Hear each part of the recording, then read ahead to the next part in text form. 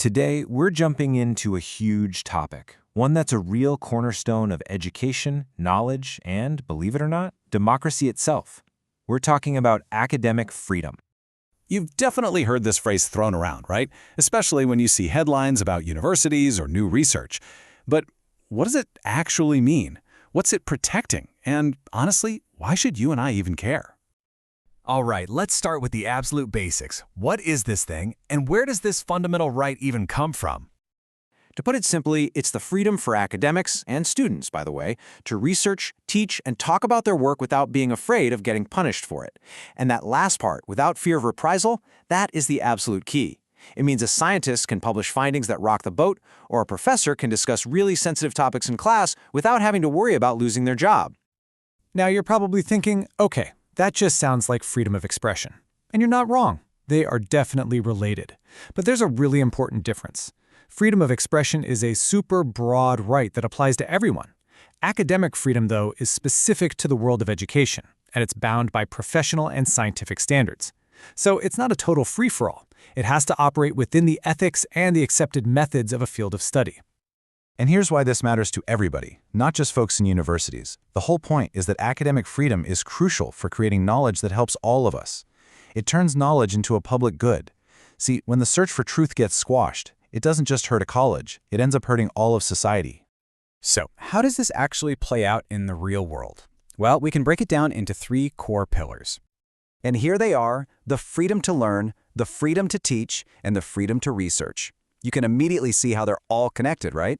For students to really learn, teachers have to be free to teach, and for them to teach the latest stuff, researchers have to be free to discover it in the first place. They all support each other.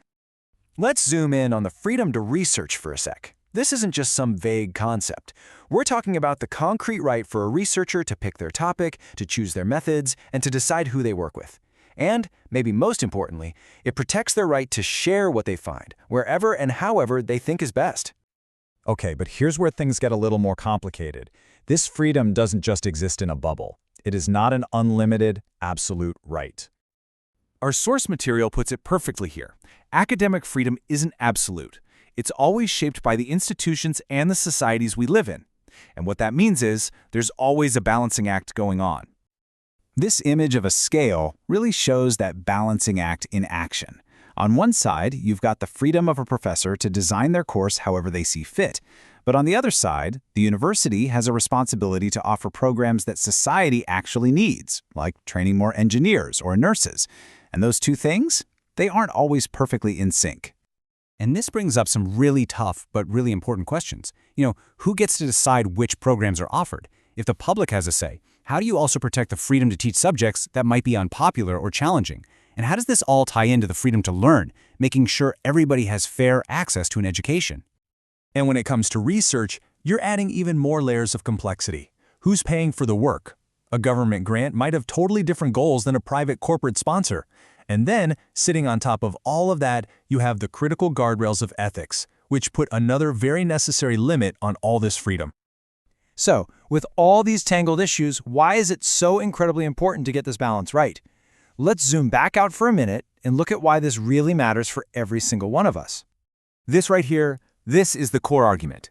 The idea is that a healthy democracy absolutely needs a space where any idea, no matter how strange or unpopular, can be debated and tested.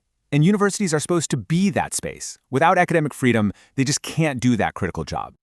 And that really underscores the fact that the stakes are way higher than any one professor or any one student. This is about protecting the entire mission of our academic institutions. It's about keeping them as places of open inquiry, where old ideas can be challenged and new knowledge can be born for the good of everyone. So, after all that, what's the big takeaway? What's the one thing we should all remember about academic freedom?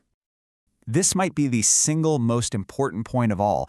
We can't just assume it's there. It's not something that once you have it, it just exists forever. It's actually pretty fragile, and it can be worn away. It takes constant work to keep it. And that means academic freedom isn't a passive thing. It's an active process.